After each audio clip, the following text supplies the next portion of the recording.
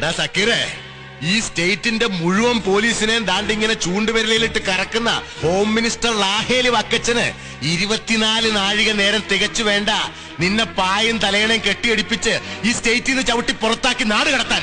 പക്ഷെ അത് വേണ്ടടാ. എടാ, ലാഹേലി വക്കച്ചന് പോസ്റ്റർ ഒട്ടിക്കാനും ലാഹേലി വക്കച്ചന് മുദ്രാവാക്യം വിളിക്കാനും ലാഹേലി വക്കച്ചൻ ഒലത്താം ഒലത്താം ഒലത്താം എന്ന് പറയുന്ന പട്ടയത്തിന് ഇരന്നു നിൽക്കുന്ന തെണ്ടികളുണ്ടല്ലോ, പ്രജകള്.